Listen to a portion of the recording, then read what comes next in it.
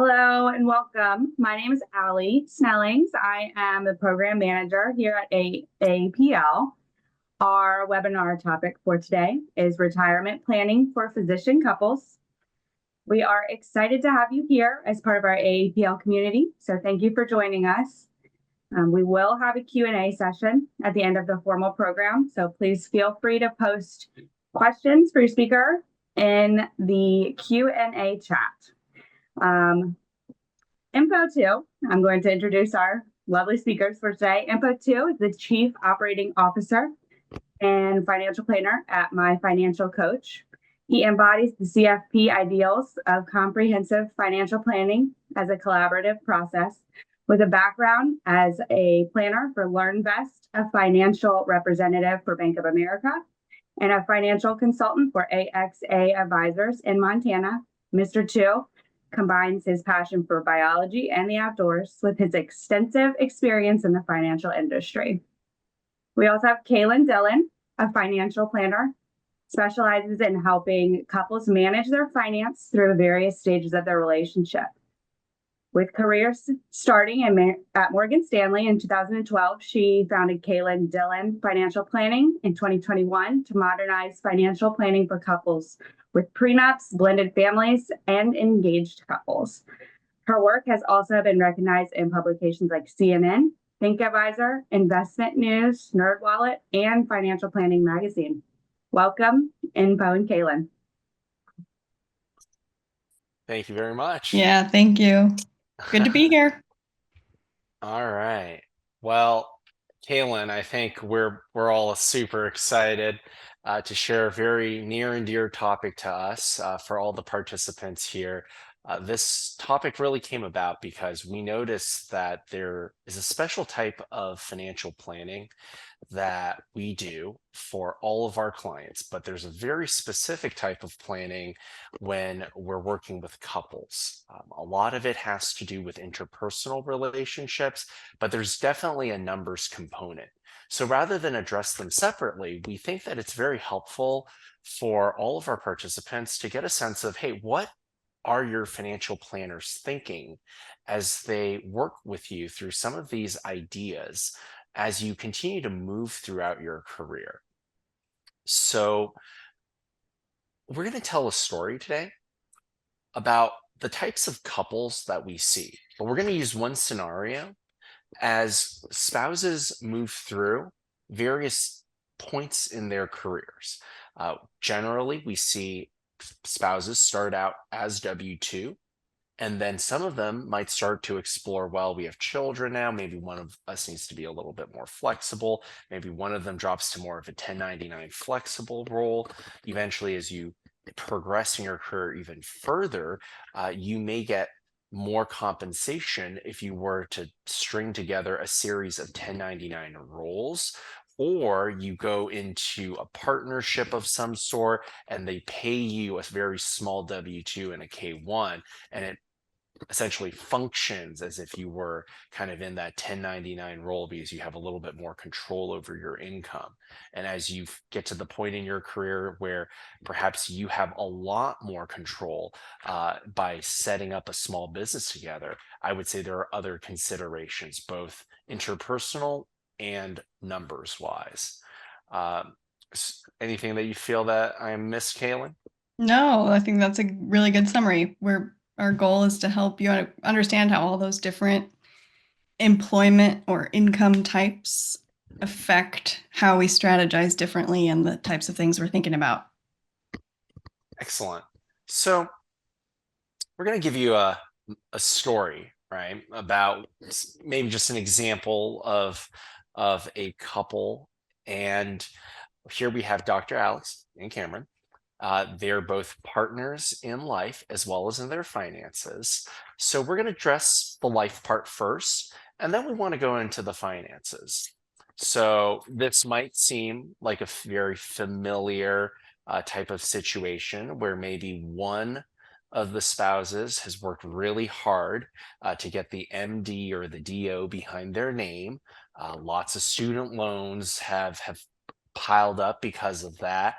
Maybe they're just starting to make some really great income, balancing that work-life balance because we don't know exactly what type of RVU schedules you have and all sorts of interesting things. And Dr. Alex is supported by Cameron, who was up until recently the major breadwinner in the family. Fortunately, because they've been earning from a earlier starting point, they already paid off all their student loans, started to build a little bit of a nest egg together, but maybe not super happy with the job that they have. If this sounds like anyone in the audience, don't worry. It's or sounded like them in the past. It's just some things we see. So let's just say that they had some goals. You know, they want to have children, want to buy a bigger home, and of course, with that bigger home, want to take care of the children from it. And hey, why don't we let one of the spouses focus mostly on the domestic home area? So what do we see financially? Kaylin? So usually by the time I'm working with clients in this situation, especially if they've come through my financial coach, we've gathered this information. I'm thinking about all the things that Enpo just listed because they're important to the plan. But looking at Dr. Alex and Cameron's financials here, one of the first things I notice, especially looking at their income combined with the assets and liabilities here, one of the first things I'm thinking is I can tell this income level is probably relatively new because there's still outstanding credit card debt. We've got car loans. So my guess is that this is a relatively new income level that we'll be planning around. I'm also thinking about, so what is the plan to pay down these liabilities? Looking at the credit card debt and the car loans, those probably need to be prioritized first, but they also need a plan that includes paying down their other loans, long-term student loans and mortgage, but also taking into account all of the goals that Enpo just listed too. Yeah, and then I guess we're going to get into some more specifics. Would you add anything to that, Enpo? So I think, you know, certainly there's what's already been listed. I would say that this process usually takes a little while, right? I mean, when an individual is trying to get financially organized, it's oftentimes difficult to find where statements are. It's very difficult to really get your hands around what your cash flow looks like. Fortunately, there's a lot of technology out there that makes it a little easier to get organized. Financial planning software, maybe even self-help stuff. For example, YNAB or Personal Capital. There's also the idea that you can create your own Excel spreadsheets. I would say that just looking at your financials and being very realistic, that's already a huge first step, regardless of whether or not you're working with a financial professional. So thinking about this situation throughout their life, the income levels may change, but I think that it's very important to look at what Dr. Alex and Cameron will experience based off of how they are taking the income and what areas to focus on interpersonally and financially. But the financials are definitely a lot more difficult to piece together initially. So do not be afraid to use tools to get organized. This is definitely something that people struggle with because you know, generally everyone kind of has an idea of what sort of finances they have to deal with, and also what sort of assets and liabilities they have in general. But unless you really get organized and see it in front of you, it's hard to start making strategic long-term planning moves. So we're going to take an example of what happens if Dr. Alex and Cameron are both W-2.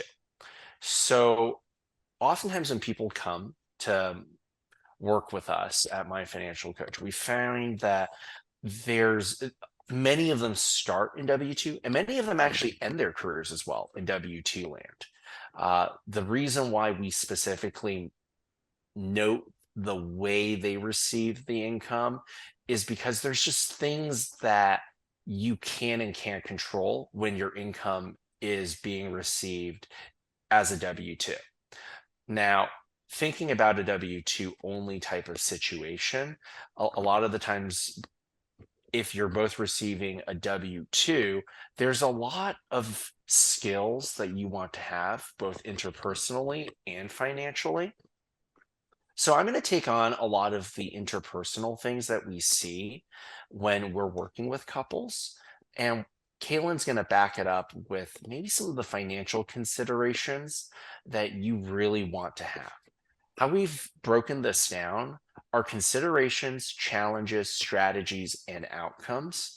This is not a comprehensive list. These are just some of the things that we've noticed really make a big difference as you're thinking through your income life decisions, because how you receive income has a major impact on how you're living your life and communicating with your partner. So I'm just going to touch on one of these right now, just to give you a vignette of how to think about it. So let's say that you're concerned about job stability. Many physicians know that when you first begin, or even throughout your career, depending on what type of medicine you practice, you're not necessarily super familiar with exactly what your scheduling will look like. And so it just feels like you're not quite sure whether or not you are on track to live the life, be with your partner, be available, do the things that you used to do. Granted, I will say that as you go through residency, maybe you get your arms around that a little bit more, but still with that higher income, that W-2, you're also going to have maybe a little less control over the terms of how you work. So when it comes to additional strategies that you can take a look at, I would say, I'm not saying to run from your employer, but you really need to know, hey, even within my employer, what opportunities do I have? Certainly outside of your employer is one way that you are able to expand that job search, but just even internally as you're looking through, hey, what's going to give me the best life satisfaction? Because a lot of times I know that the physicians we work with, they just want to grind it through. Like, hey, I'm going to just grind this out, and then I'm going to buy a bunch of passive income producing assets, and then I'm going to retire. So I just need to grind it out a little longer. And that might work. But what we have found is it oftentimes will lead to burnout before you actually have accumulated the assets to actually move into that passive role. So continuing to evolve your career, knowing what opportunities are available and what that work-life balance will look like once you take on those roles is super important, because you want to stay in the game for as long as possible. You didn't go to medical school just to graduate, work a job, and then retire by being a plumber. A lot of the times when you're in a W-2 role, you're oftentimes looking for ways to mitigate your income, reduce your liabilities, build wealth. So a lot of doctors reach kind of similar conclusions, and we find them buying a bunch of rental properties. Now, the problem with that, of course, is that rental properties, it is physical. So there are physical problems. If you have a tenant who refuses to move out, you have to go talk to them. You have to go figure out how you're going to make things work with them. And that's an interpersonal thing. So you have to realize that anything you do has a work-life balance component. And as you continue to think through what things are going to be immediately impactful for your work-life balance, I would say that you have to constantly go back and assess, hey, which things are impacting me the most as I'm earning this income? And I would say that more than anything, because your employer does so much to try to retain you, it's really hard for you to leave. And I think that if you look at the next three topics, they all kind of revolve around this idea of, hey, it's really hard for you to leave your employer because they've done a lot of things to try to keep you here, from creating really good benefits, like, hey, where else are you going to get health insurance for you and your kids?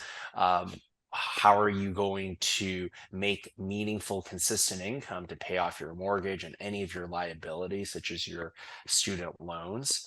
Well, there are some strategies that you can employ in order to be relevant, in order to make sure that you're able to future proof your career, that you're able to continue to see success, because you don't want to be held hostage by your income making capabilities. And if you're in a W 2 position, there is that challenge. So I would just say that it's not a bad idea to stay as a W 2 physician, but just know that these are going to be some of the challenges that you face, at least interpersonally and as you think through things. I'm going to turn it over to Kaylin now for the financials. Yeah. So still thinking about this example of both spouses being W-2 employees. If we think about that example of Cameron and Dr. Alex, if Cameron is thinking about, say, one of their goals is to have children, and they're thinking about Cameron taking a step back from working as much or potentially taking parental leave, one of the topics I would focus on first, or at least prioritize, is making sure then that Dr. Alex is maximizing employee benefits. I would also be sure we're looking at, is there sufficient disability and life insurance coverage in place? Because all of a sudden there's a lot more pressure on one person's income and benefits. Having all of these things in place is that much more important, and also concentrated on one partner. And when it comes to investments, one thing maybe we didn't say explicitly is that one downside of both partners being W-2 is there's just a little less flexibility to strategize, do tax planning. And so it can feel a little uncertain, like, well, I can max out the retirement plan that's offered to me, but that's about it. What else could I do? So looking at your investments beyond just your retirement plan is one way that you can create some more flexibility and make some room for some additional tax planning.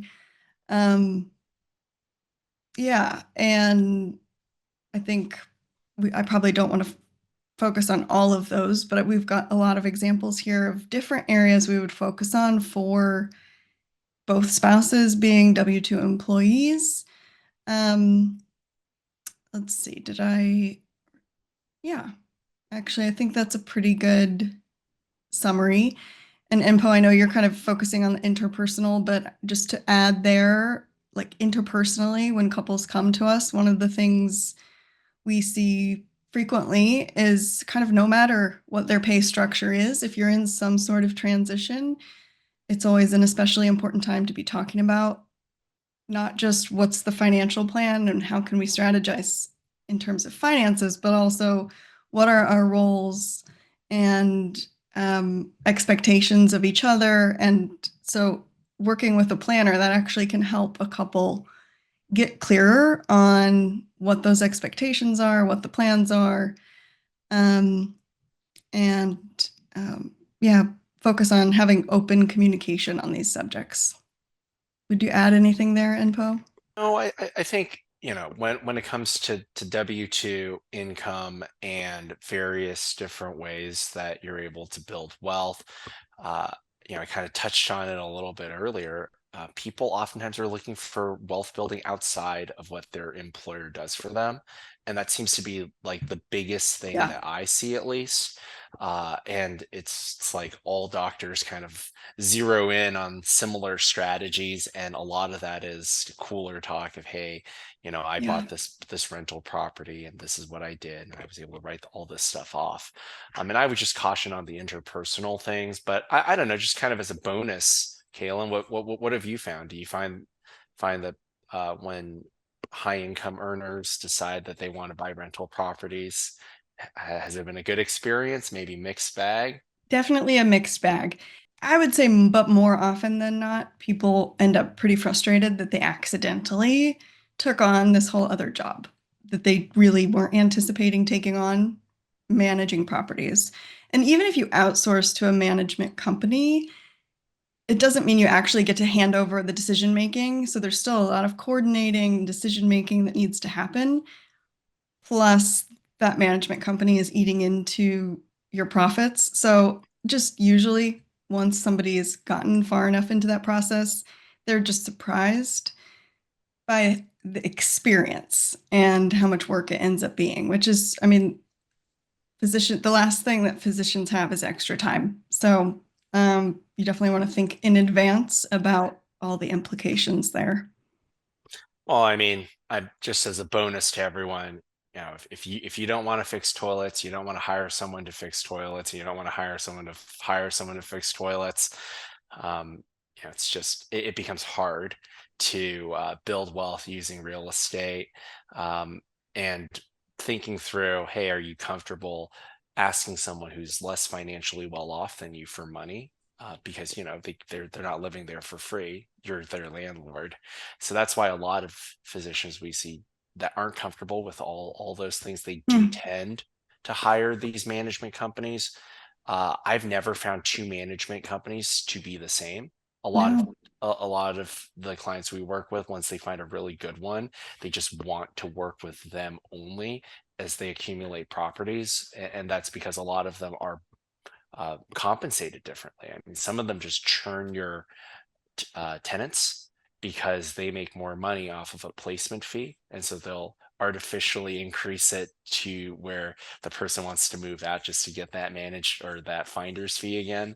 So it's Mm, hard. It's really hard to structure those. So unless you're going into it fully researched, don't just look at comps and Zillow zestimates for how much you can rent out properties for, or oh, here's the one I love. So what's going to happen is I'm going to Airbnb out this vacation home. So I'm going to buy this vacation home and I'm going to live next to this area, and then I'm going to Airbnb it out. And usually the question is, well, when do you want to be at the Airbnb? Well, I want to be there when it's nice. Okay, when do you not want to be there? Well, when it's bad. It's like, okay, well, I think unfortunately that's also going to impact the ability for that Airbnb to generate income. So yeah, just thinking about some of the financials, you can definitely model that out with numbers. But yeah, that's definitely something to consider outside of the W-2, because when you're in a W-2 position, you're trying to get creative with how to build wealth outside of your employer a lot of the times. mhm. So let's talk about what happens when people start to get creative. So you have your full-time W-2 job. Okay, that's great. But then you hear about locums work and you go, wow, locums work. I love doing locums work. I get a 1099 and I can write stuff off and I can, do all sorts of interesting things for myself. And then you start realizing, oh, wow, I got to grab a lot of 1099 income to make this worth it. You can read all these articles about how you can create your solo 401k, profit share yourself out, do all sorts of interesting things. But unless you have enough 1099 income, it's not going to be helpful. It's not going to be useful. But let's say you do. Okay, so you got maybe your spouse working a W-2 job, you're starting to take on a bunch of locums work, or maybe, hey, you're working shift work and they pay you as a 1099. I would say that there's a lot of interpersonal things that you want to start thinking about right away. Uh, all of this kind of wraps itself up into one of you has stability and is providing that stability, and the other person is going to be providing a lot of income. So the one person with the W-2, you're relying on that person for health insurance. And if you have children, definitely health insurance. You're going to be relying on them potentially uh, if you are trying to qualify for any loans, because if you have irregular 1099 income, certain lenders do not like to lend to you for mortgages. Some will, but not all of them enjoy that and like that. So there is a heavy reliance on the W-2 income, whoever is providing that source. So I would say that you're going to have to decide really, really quickly on how reliable that income source is. So it's kind of like all of these stack on top of each other, where just because you are no longer in W-2 only doesn't mean that the considerations for W-2 go away. It's just that now you have to consider W-2 and 1099 on top of that. So with all the issues that you have to consider with a W-2, now also think through, okay, now that one of us, let's say it's the physician in this case, that's a 1099, you're going to need to work a certain amount of hours, and you're going to need to bring in this many RVUs or this much full-time employment or whatever. So you have to really understand what your schedule is going to look like, because a lot of your financial goals are tied to that income. And because your income can fluctuate, you need to set goals. Now, ideally, you would set a minimum, and then anything on top would go towards maybe goals that are a little bit more flexible. So, for example, you want to buy a home. Okay, well, the minimum goal is that you need to save up enough to afford that down payment. Or let's say you already have the mortgage. Well, now you need to save up enough to pay for that mortgage consistently at the very minimum. And then everything else are like vacations, Disneyland trips, etc. But you need to really think through, hey, how much do I need to keep my life going, knowing that I have a lot more control over how much income I bring in? And of course, there is going to be a decision fatigue. One of you has to make the call on some of this. If one of you is providing all the benefits, the other person is providing a lot of income, well, you now have to make decisions together, but also one person just has to decide ultimately on what exactly needs to happen in any given situation when it comes to saving for retirement, earning income, qualifying for a loan. This is where a plan is a little bit more helpful. It can be something formal where you go to seek a professional, they put this plan together. Hey, here you go. Just follow this and you should be all right. Or, every so and so talk to each other. Hey, what exactly are we trying to accomplish? Is the income matching these goals? Because now we need to be self accountable. Because if you're both W-2, you pretty much know how much you're going to earn throughout the year. You're going to know exactly what you're on track for, as long as you don't get fired. But once you go into that 1099 role and you have more control over what you want to do with your life outside of work and in work, you might be doing too much or too little. So that's where keeping yourselves mutually accountable will be helpful, because you're both rowing in the same direction and you just need to know what that direction is. I would say most often in what I see is because couples don't actually know, like, how many hours do I need to be working, or how much work do I need to take on a 1099 basis to meet our goals, because it's just it's murky and it's just a mystery. Then the solution is just take on as much as possible. That's what I see more frequently than not. And so really the value of sitting down and getting an organized plan in place, whether it's with a professional or not, the benefit of that is that it can take some of that pressure off. You can realize, like, okay, this is the amount of work I need to take on, and it doesn't necessarily need to be more than that.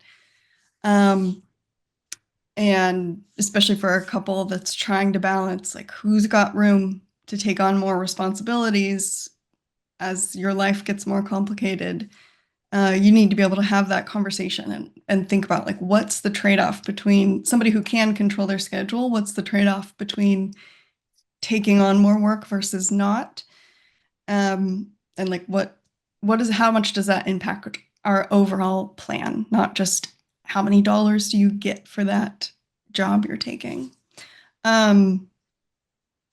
Yeah. And did I cut you off, Enpo? No, Okay. I think that's a good point. Uh, I think financial considerations, certainly a lot more stuff. Uh, Yeah. Yeah. I I would say that if if everyone here has gotten a locums position in the past, you probably have been thinking about maybe the low hanging fruit stuff. For example, hey, I'm gonna deduct my scrubs, or I'm gonna start tracking mileage.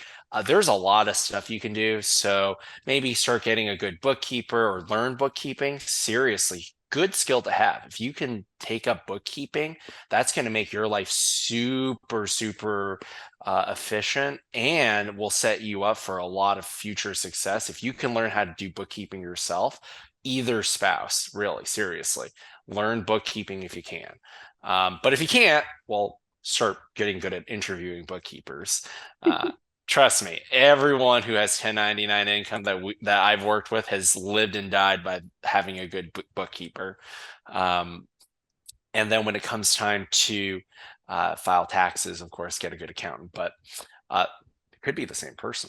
So thinking about your financial situation in terms of numbers, there's a lot more flexibility, and the case for buying rental properties might still be there, but it's diminishing fast. So, I know, Kaylin, you want to talk about Yeah. that? I mean, as soon as even one partner is now being paid on a 1099 basis, there's just a lot more flexibility. So you have a lot more control over types of retirement plans, a little more tax strategizing that you can do.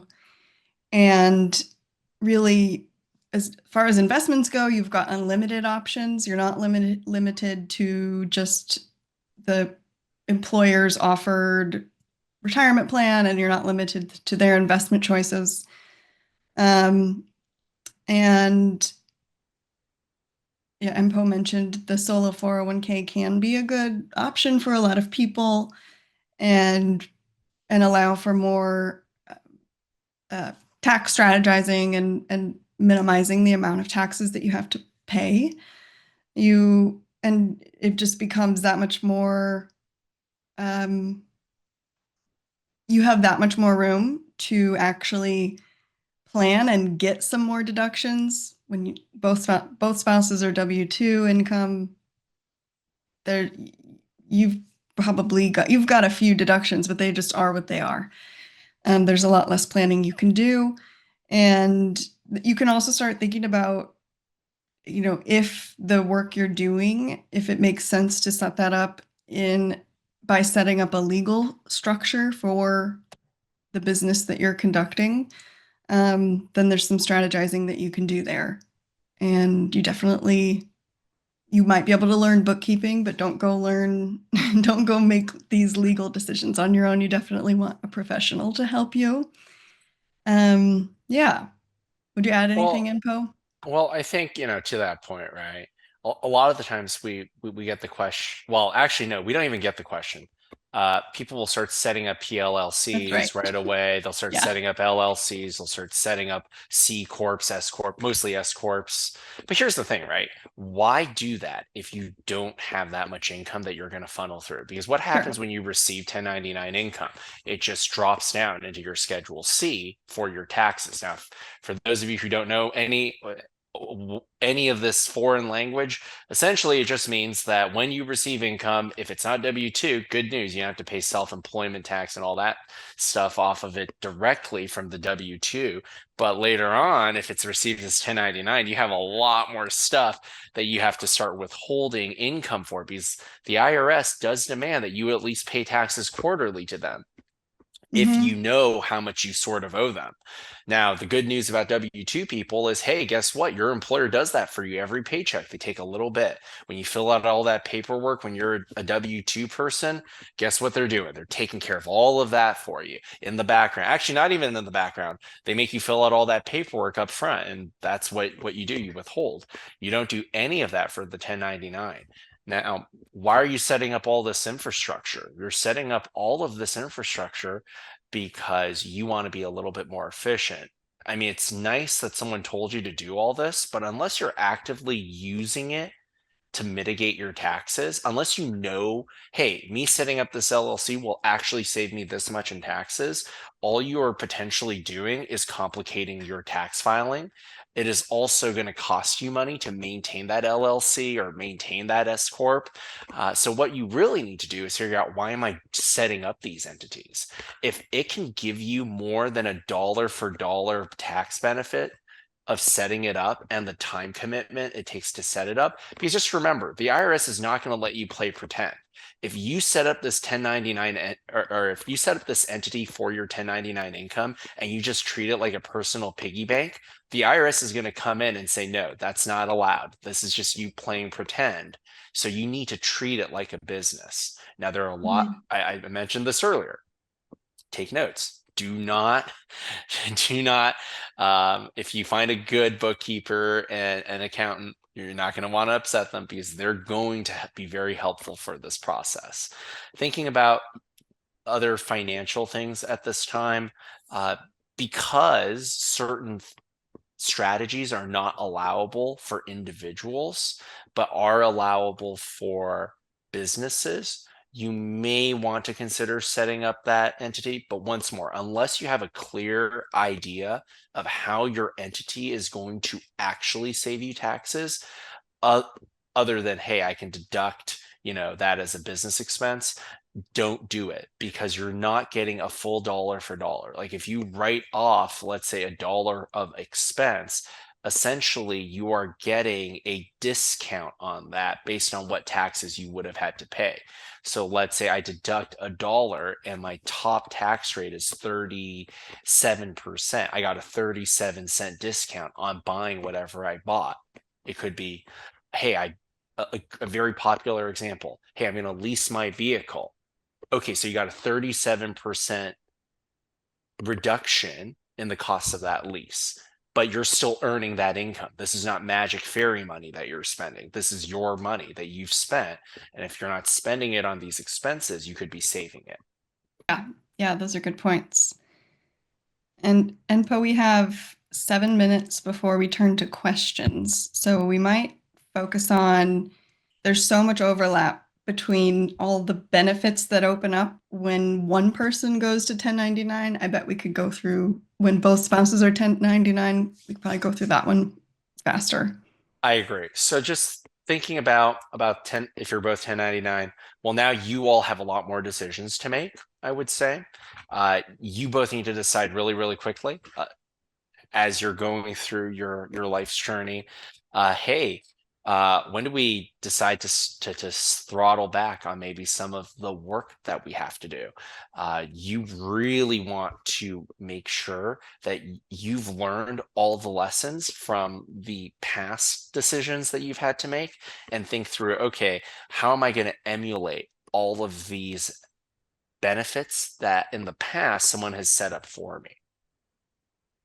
And also, you're going to want to get good on, hey, who's going to make the decision on how much we need to save versus spend? What is our lifestyle? So I would say that everything in the 1099 category, I would still consider that very important. Even if one of you is making W-2 and one of you is 1099, very similar skill set to the W-2. Anything you Yeah. think of?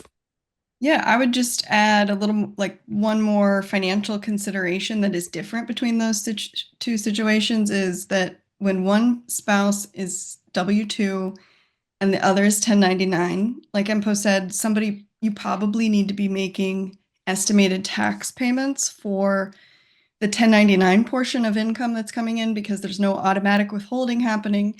One way couples can plan for that is just by increasing the withholding.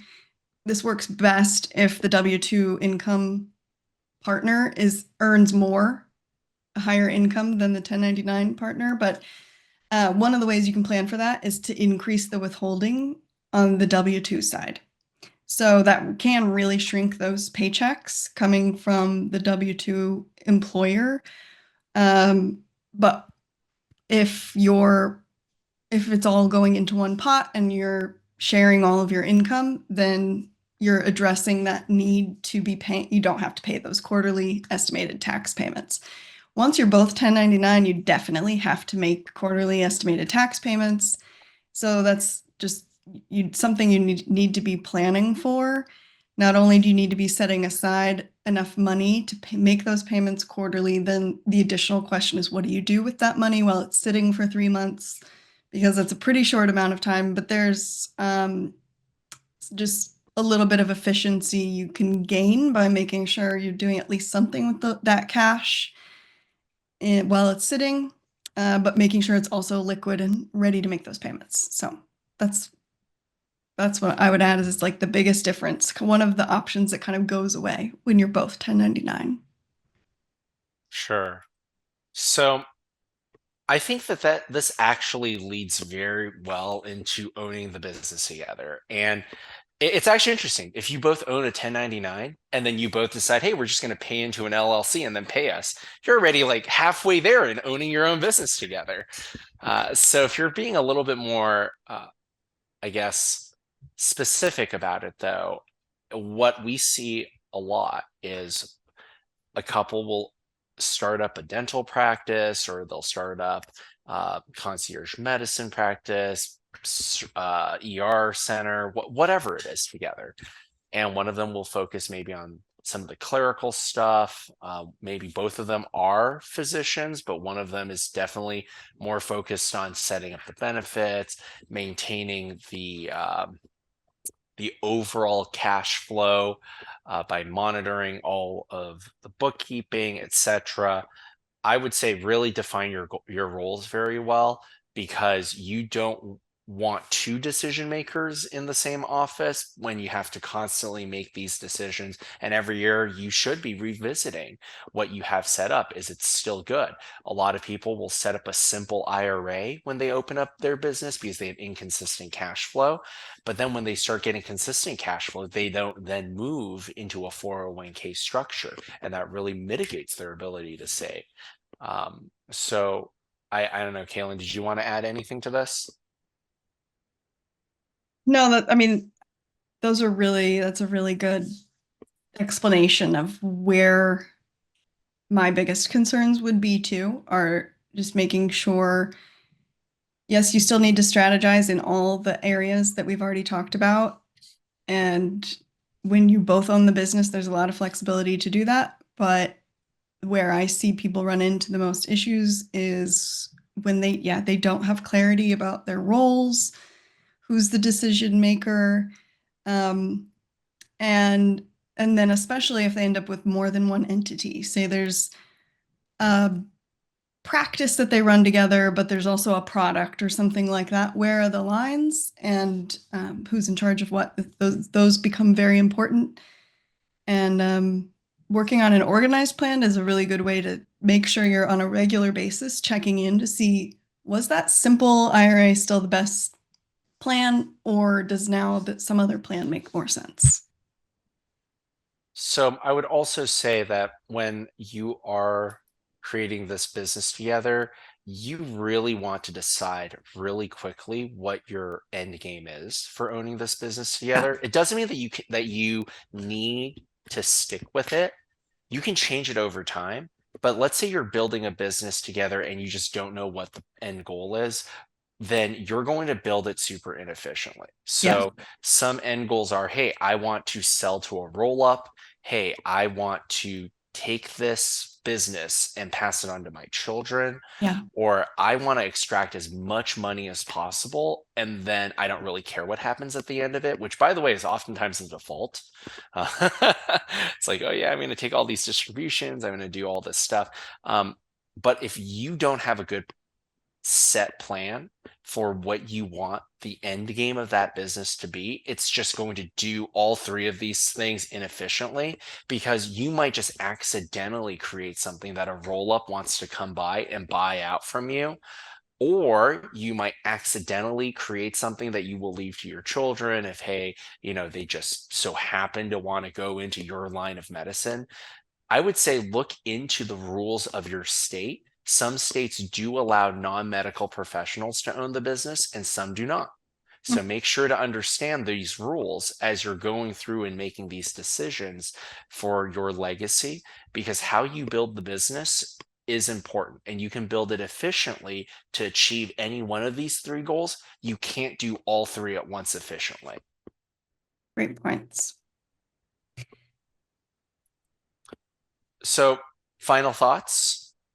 Yeah, just keep the main takeaway I hope for you will be that when it comes to financial strategies, they rely on knowing what is your income structure, what are your employer benefits or lack thereof, and what is your life stage, including what are your goals individually and with your partner. All of those things matter. So when you hear other people talking about, well, I did XYZ or I'm investing in this thing, remember if you're not in an identical situation, that might not be for you.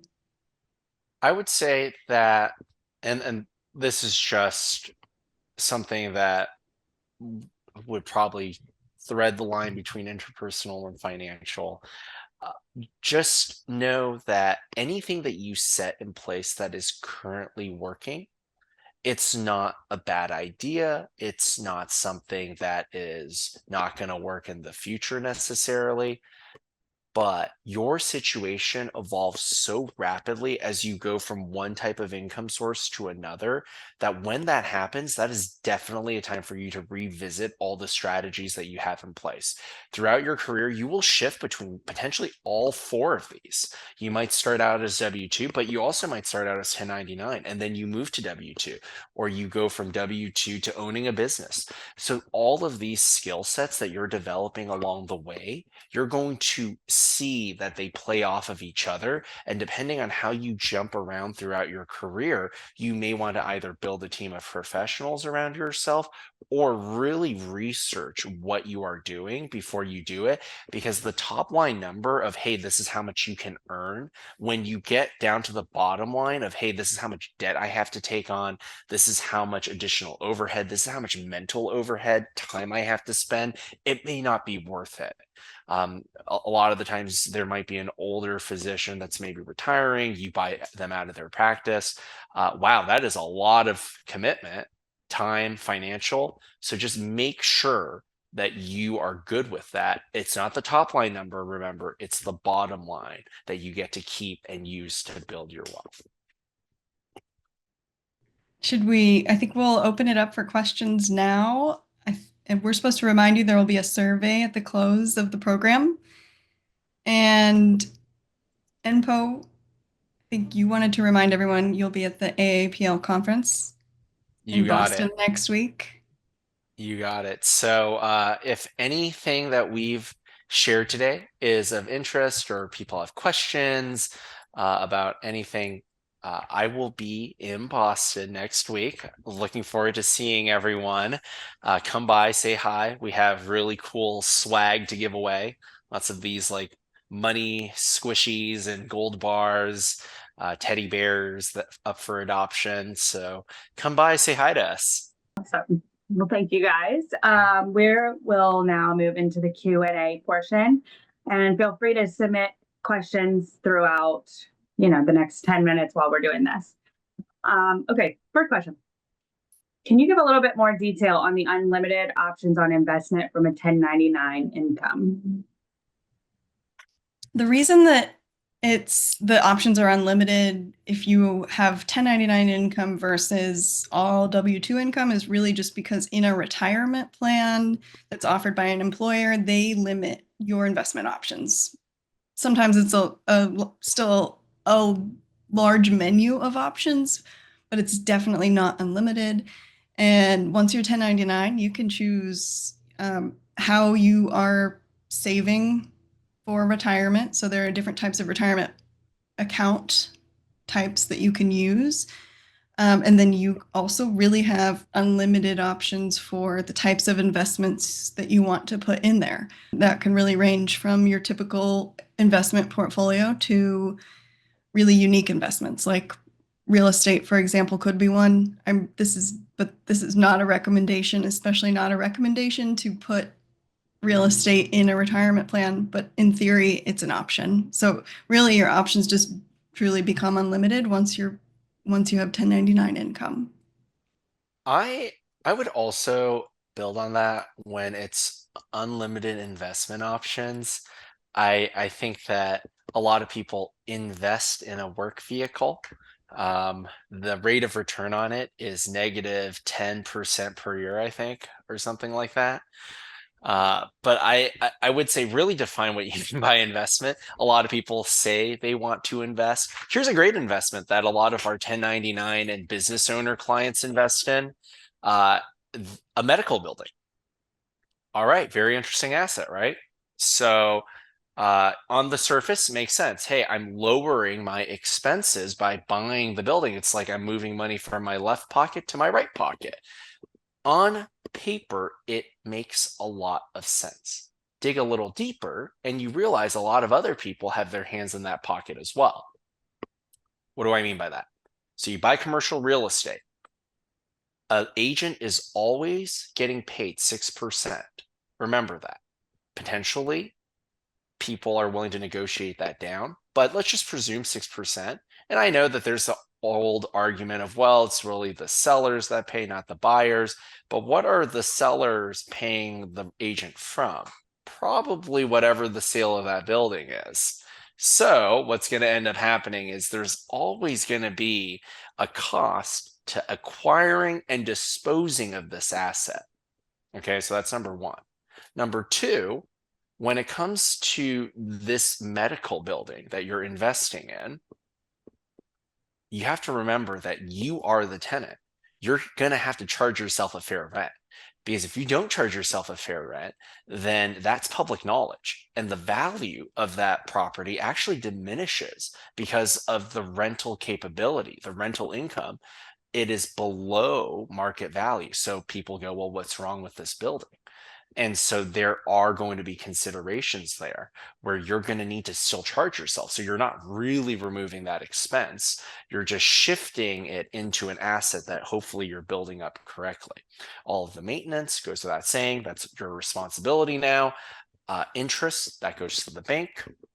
Any sort of insurance that you need to carry, that still is in existence, both for the building itself and because you are a renter in that building, you also need to still carry it for your practice. So this building, where let's say rough math, I buy the building for $1 million. I am going to need to pay, let's say, $70,000 a year to pay down this loan from the bank. All of that added together makes me think, okay, well, this might be a worthwhile investment because I'm right now paying around $6,000 a month in rent anyways. This, I'm paying just a little bit more, and hey, I get all these benefits. And that might be true, but I have seen that the math doesn't work out as neatly as that once you factor in all the other things that I've just shared. So I would say that when you're looking for any investment, really look into what your actual rate of return is. It's not how much you're making, it's how much you're getting to keep. Good points. Our next question. Up to what dollar amount of 1099 to consider LLC and solo 401k? I think what the question is trying to get at is, hey, what amount of income is significant for me to start, exploring all of these financial tools? Well, rule of thumb, unless you know that you're going to be saving enough money to justify the cost of whatever it's going to take to set up these entities, that's probably a good sign that you're making enough income. So if you think about LLC formation documents and let's just say setting up bank accounts and all this stuff, it takes time and it takes money. Try opening up a business account at your local bank, and you will know that you're going to be sitting there for longer than an hour. It's not that easy.